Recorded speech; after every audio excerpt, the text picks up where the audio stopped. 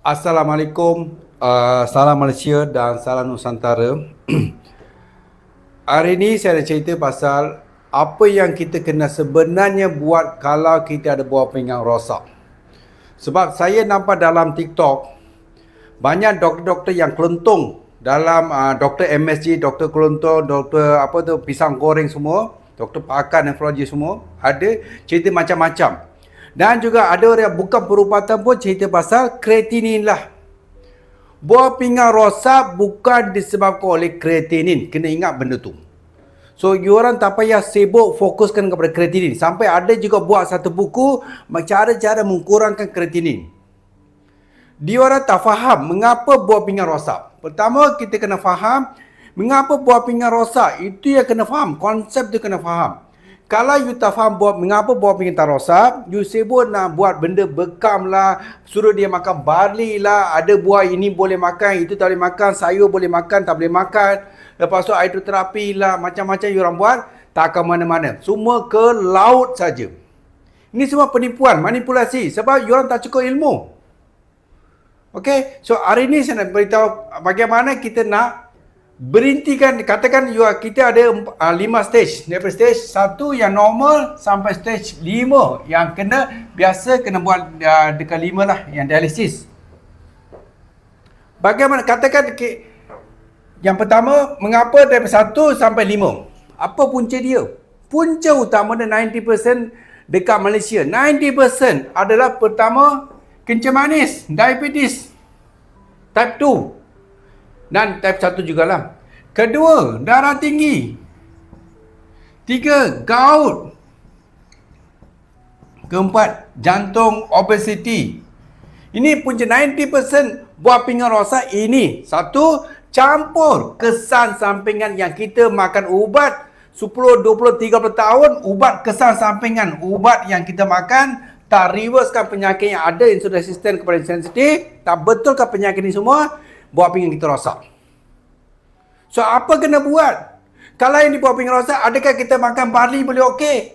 Adakah you bukan buat bekam ke, hidroterapi lah, kurangkan kreatinin lah, boleh okey ke? Takkan okey. Cerita kelentung aja. Kita perlu kreatinin untuk dapatkan formula EGFR. EGFR kita, dia perlukan kreatinin untuk dapat formula. Bukan sebab kreatinin ni naik, buah pinggang rosak. Okey, kena faham. Okey. Sekarang, apa yang sebenarnya kita kena buat? Apa yang kena sebenarnya buat? Pertama, langkah pertama, penyakit yang buatkan buah pinggang rosak, inflammation, keradangan badan, insulin resistant, semua tu, kena stop. Kena berhentikan tu. Atau kita reducekan benda tu. Yang ni, kencing darah tinggi, gout, obesity. Bukan dengan ubat. Kita kena reversekan benda ni dengan menggunakan FDM. Reversekan dulu. Reverse. Faham tak bahasa saya? Reversekan penyakit yang ada. Bila kita mula reversekan, buah pinggang berhenti rosak. Kena buat benda ni dulu. Kalau you orang tak buat benda-benda ni, teruskan bagi insulin lah, bagi ubat, tak ke mana-mana. You orang pergi jumpa doktor pakar satu dunia, nefrologis pun tak ke mana-mana. Sampai dia pun ada orang bawa buku panduan cara yang tak nak alternatif dialisis. Tak ke mana-mana, semua ke laut sajalah you orang tu. Yang pertama, mengapa buah pinggang rosak? Ini kena betulkan. Kena reversekan benda ni. Bila dah reversekan benda ni, ini kena reversekan dulu. Langkah pertama, kena reversekan penyakit. Langkah kedua, kita kena kurangkan beban kepada buah pinggang. Kena kurangkan, bukan tambah beban.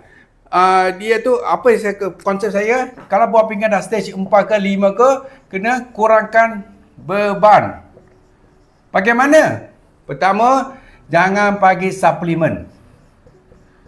Suplemen offkan dulu. Jangan ingat you orang bagi suplemen, buah pinggang boleh betul. Suplemen offkan dulu. Okey? Jangan takut protein dengan fat. Maksudnya, badan kita untuk sembuh, kita perlukan protein dan fat. Ada pula yang kata sebab kononnya nak kurang kreatinin, jangan makan daging, kambing semua, ayam, telur semua tak boleh makan. Salah konsep dia tu.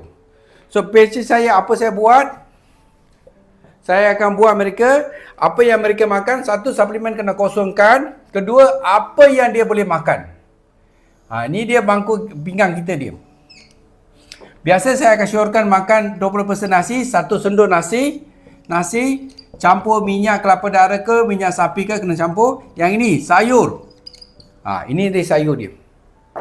Kalau sayur aja, kalsium lah, potasium lah, ini semua cerita kelentuh semua. Sayur, hampir semua sayur boleh makan. Kecuali bayam ke, ubi-ubi jangan makan. Okay? Yang lain semua sayur tu sebenarnya perlu. So, bagaimana? Sayur tu yang kita makan, ambil 1, 2, 3 jenis. Rendam dalam air 2 jam. Lepas tu, didihkan tu, buang air tu. Ambil sayur tu, masak, boleh makan. Sayur tu perlu. Fiber. Jangan orang sibuk, potasium lah, ini tak boleh, itu tak boleh. Tak payah cerita keluntung sekarang. Okay? Sayur tu rendam 2 jam. Didih, buang air tu, masak sayur tu. Kita. Yang ini, protein dengan fat. Yang ini kena makan. Protein fat apa? Telur. Jangan takut kuning. Telur boleh makan. Ikan. Ayam. Boleh makan. Portion sikit lah. Portion sikit. Ikan, telur kena boleh makan. Tak ada masalah pun. Ini yang orang kena makan. Cuma saya cakap, jangan makan apa untuk sementara. Kambing, daging, elakkan dulu. Dan juga benda-benda kekacangan semua. Tak kisah apa jenis kacang, almond ke walnut ke apa ke, jangan makan. So, kena makan, fokuskan protein fat, telur, ikan, ayam, nasi 1 sendok, sayur yang tadi saya cakap makan. Ini yang kena makan. Bila kita makan ni, di samping kita reversekan penyakit ni, kita bagi tenaga untuk badan seorang pasien buat pinggang masalah. Kalau kita offkan benda ni, telur, ikan, ayam, badan kita akan makan otot kita sendiri. Otot kita akan jadi kurus, lemah. So, you orang tak payah fokus kreatinin. Bukan masalah kreatinin dah sekarang. Okay? Fokuskan inflammation ni, kena reversekan penyakit ni semua. Di samping kita kurangkan ubat dan berhenti ubat, itu yang konsep FDM.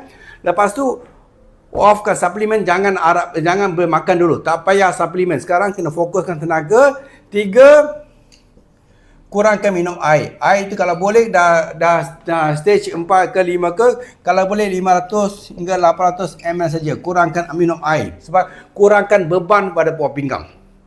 So, bagaimana kita nak berhentikan daripada buah pinggang rosak? Satu, atasi inflammation, yang penyakit-penyakit reversekan.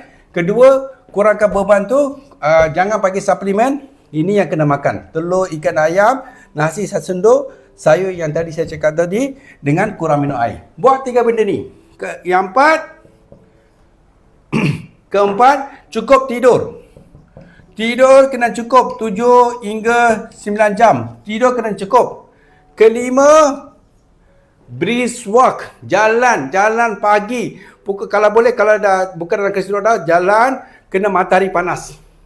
At least 30 minit. Pagi-pagi jalan saja. Saya tak suruh lari pun. Jalan saja, kena matahari panas 30 minit, dah cukup dah.